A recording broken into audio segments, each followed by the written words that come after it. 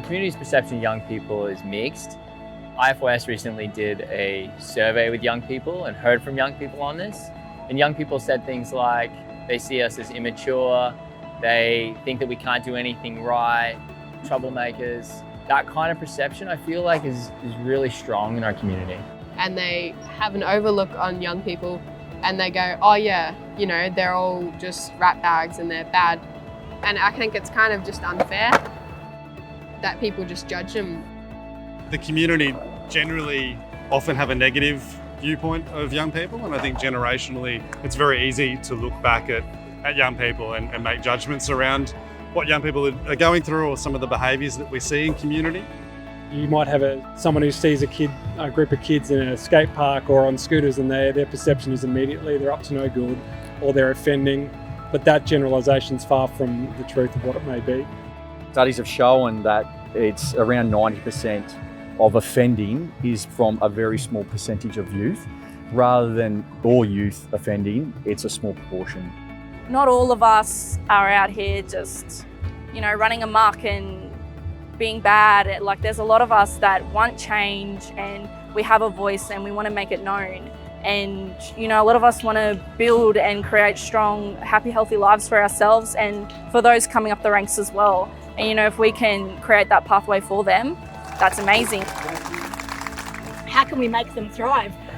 By engaging with them on their level and by showing them that we're all human beings. I think a big part is just listening and trying to understand where young people are coming from.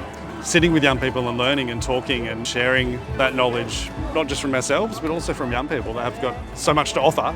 If we were just able to sit with them and learn and actually ask them what's going on, I think is a big part of it as well, rather than us assuming that we know what we're talking about. Actually giving young people a space at the table to have a voice and actually tell us this is what we need and this is what we're seeing and we need help with this, or we're really good at this.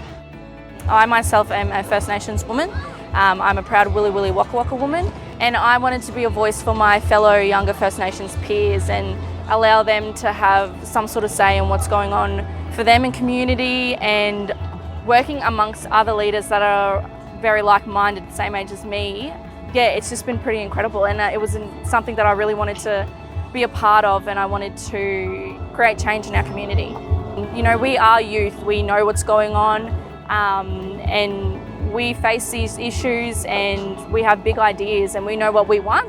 To be a part of Rewired was a really surreal experience, to know that what I had to say in response to the planning and the organisation of an event like that was amazing. And it felt like I could make a tangible change for positive mental health. Yeah, I believe the community can support our young people by really simply believing in them. They can do incredible things when we actually share that ownership or share that leadership and responsibility and give them a really good go. No matter what lived experience you do have, it's worth sharing, and that no matter what you do, you can get involved and your experience matters. And it's our responsibility as a community and as leaders within our community, as adults, to be nurturing and supporting our young people to navigate those challenges in life, which we all had to navigate at some point. A lot of kids are really, really decent kids, yeah. Together we thrive.